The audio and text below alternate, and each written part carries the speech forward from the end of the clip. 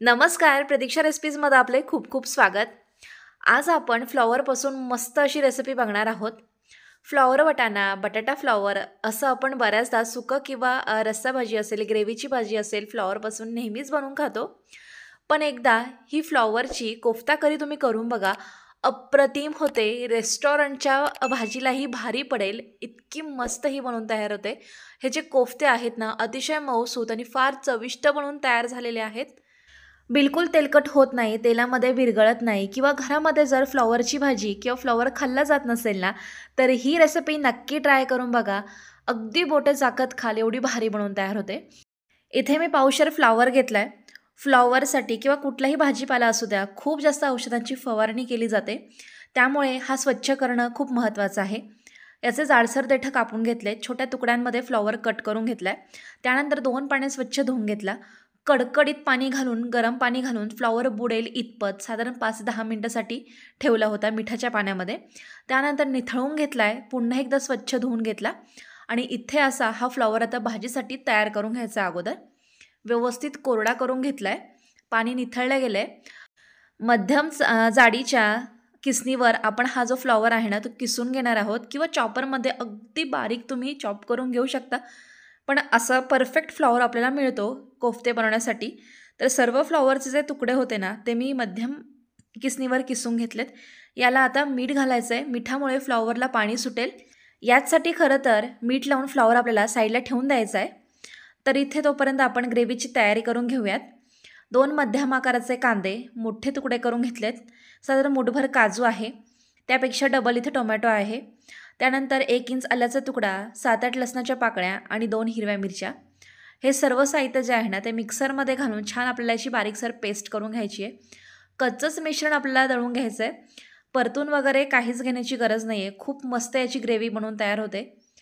यामध्ये जर आवश्यकता पडलीच तर थोडंसं पाणी टाकून घेऊ शकता. पण इथे मी पाणी न टाकता छान असं स्मूथ बॅटर तयार करून घेतलं आहे.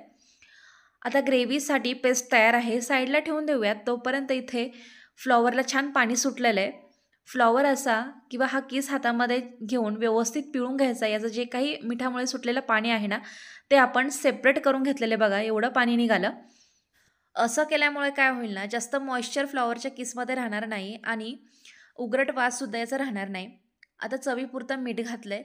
लाल तिखट घालायचं आहे अर्धा चमचा. रंग येण्यापुरती 2 चिमूट हळद, अर्धा चमचा जिरं, 1 टीस्पून यामध्ये ओवा असा हातावर चोळून घालायचा. खूप छान फ्लेवर येतो ओव्याचा. बारीक चिरलेली कोथिंबीर घातली आहे. बाइंडिंग येण्याकरता यामध्ये अर्धी ते पाऊण वाटी किंवा आवश्यकतेनुसार यामध्ये बेसन पिठाचा वापर करायचा आहे. सोबतीला यामध्ये मैदा किंवा कॉर्नफ्लोअर बिलकुल वापरू नका. त्याने काय होतं, हे बॉल्स वातड होतात आणि व्यवस्थित हे ग्रेव्हीमध्ये ना मऊसूत अशी शिजलं जाणार नाही, वातड लागतील. तर व्यवस्थित एकसारखं मिक्स करून इथे मिश्रण तयार आहे. त्याचे आपण बॉल्स बनवायला घेऊयात. छोटासा लिंबा एवढा गोळा घेऊन हातावर गोल करून घ्यायचा. तेला पाण्याची काहीच गरज पडत नाही. हाताला लावायची. मस्त असे बॉल्स वळल्या जातात. तर बघा, फ्लॉवरमधलं आपण पाणी व्यवस्थित पिळून घेतलं होतं. त्यामुळे एक्स्ट्राचं मॉइश्चर याला सुटलेलं नाही आहे. सुबक असे आकाराचे बॉल्स तयार झालेत. जर पाणी पिळून घेतलं नाही ना, तर मिश्रण तयार केल्यानंतर खूप जास्त पाणी सुटतं आणि सैलसर होतात, तेलामध्ये विरघळतात. त्यामुळे पाणी जरूर पिळून घ्या फ्लॉवरमधलं. मध्यम तापलेल्या तेलावर आणि अगदी मध्यम आचेवर, जास्तही नाही, मध्यम आचेवर एकसारखे हलवत आपण हे बॉल्स तळून घेणार आहोत. तेलामध्ये बिलकुल फुटत नाही. एकसारखे हलवत आपल्याला हे तळून घ्यायचे आहेत, म्हणजे आतपर्यंत छान तळल्या जातील. कमी आचेवर किंवा कमी तापलेल्या तेलावर जरी तळले ना, तरी बिलकुल तेलकट होत नाही. छान लालसर सोनेरी रंग येईपर्यंत आपण हे तळून घेतलेले आहेत. कडक होण्याची वाट बघायची नाही. व्यवस्थित लालसर तळले गेले की काढून घ्यायचे. बघा, मस्त असे परफेक्ट हे बॉल्स तयार झालेले आहेत. कुठेही यांचा आकार बिघडलेला नाही आहे. आता हे साईडला ठेवून देऊयात आणि ग्रेव्हीची तयारी करायला घेऊया. कढईमध्ये साधारण 2 मोठे चमचे तेल घातले. अर्धा चमचा जिरं, 2 तेजपान घालून हलकेसे परतून घेतले. त्यानंतर जी आपण पेस्ट कांदा, टोमॅटो, आलं, लसूण, हिरवी मिरची, काजूची जी बनवली आहे ती यामध्ये टाकली आणि छान परतवून घ्यायची आहे. संपूर्ण भाजी करता यामध्ये मी मीठ घालून घेतलं आणि मिठामुळे पटकन जी ही ग्रेव्ही आहे ना, ती सुद्धा परतल्या जाईल. हे परतून घेतलेलं आहे. यावर झाकण ठेवते कारण खूप जास्त तेलाचे शिंतोडे उडत आहे आणि साधारण 5 मिनिटासाठी ना अधूनमधून हलवून मी छान ही ग्रेव्ही तेल सुटेपर्यंत मस्त परतून घेतली आहे. बघा, मस्त तेल सुटलेलं आहे आणि यामध्ये आता काही मसाले घालूयात, ज्यामध्ये मी अर्धा चमचा कसुरी मेथी घातलेली आहे, यामुळे छान सुवास येतो भाजीला. फ्रेश हिरवी कोथिंबीर बारीकसर चिरून, 1 मोठा चमचा गरम मसाला, अर्धा चमचा धनापूड, अर्धा चमचा हळद, 2 चिमूट हिंग, 1 मोठा चमचा काश्मीरी लाल तिखट म्हणजे ग्रेव्हीला छान रंग येतो आणि तिखटही नाही आहे. अर्धा चमचा यामध्ये साखर घातली, कारण आपण टोमॅटो वापरला आहे, तर टेस्ट बॅलन्स होण्याकरता यामध्ये आपल्याला साखर घालायची आहे. छान मसाले मिक्स करून परतून घेते. बऱ्यापैकी आता ही ग्रेव्ही तयार झाली आहे किंवा मसाला तयार झाला आहे, आटलं गेलं यातलं संपूर्ण पाणी. आता गरजेनुसार यामध्ये मी कोमट पाण्याचा वापर करून छान याचे ग्रेव्ही तयार करून घेते. 2 ग्लास साधारण यामध्ये मी पाणी घातले. एकदा मिक्स करून घ्यायचं, मोठी उकळ येऊ द्यायची. मोठी उकळ आली की गॅस मंद करायचा आणि मंद आचेवर झाकून साधारण 5 मिनिटासाठी आता ही ग्रेव्ही मी शिजू देणार आहे. थोड्या वेळात बघा मस्त याला तेलाचं तवंग आलं आहे, तरी सुटलेली आहे. या स्टेजला यामध्ये आता सर्व जे बनवलेले कोफ्ते आहे ना ते टाकून घेते.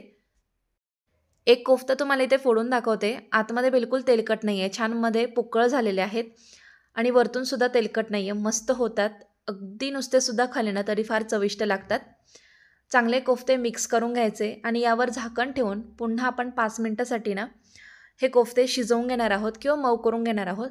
थोडीशी कोथिंबीर देखील घातली आहे. अधूनमधून तुम्ही हे झाकण काढून हलवूनसुद्धा घेऊ शकता.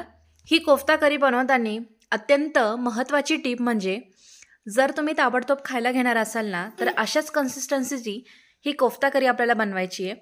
आणि जर अर्धा किंवा 1 तासानंतर खायला घेणार असाल नंतर गरम करून, त्या याहीपेक्षा पातळ बनवायची. कारण जशी जशी ही ग्रेव्ही थंड होत जाते ना तशी तशी ही आटल्या जाते आणि खूप जास्त घट्टसर होते. त्यामुळे लक्षपूर्वक याची ग्रेव्ही तुम्ही बनवा. तर कन्सिस्टन्सी बघा मस्त आली आहे. ग्रेव्हीचा रंग टेक्स्चर अगदी परफेक्ट आहे. तयार आहे. हॉटेलपेक्षा किंवा रेस्टॉरंटपेक्षाही भारी घरच्या घरी मस्त अशी कॉलीफ्लावरची कोफ्ता करी. सिंपल राईस, चपाती, रोटी, पराठाबरोबर छान लागते. रेसिपी करून बघा. केल्यानंतर कशी झाली हे कमेंट करून कळवा. तसेच व्हिडिओ आवडल्यास रेसिपीला लाईक करा, शेअर करा, चॅनलला सबस्क्राईब करा. पुन्हा भेटूया अशा एका छानशा रेसिपीबरोबर. व्हिडिओ बघितल्याबद्दल धन्यवाद.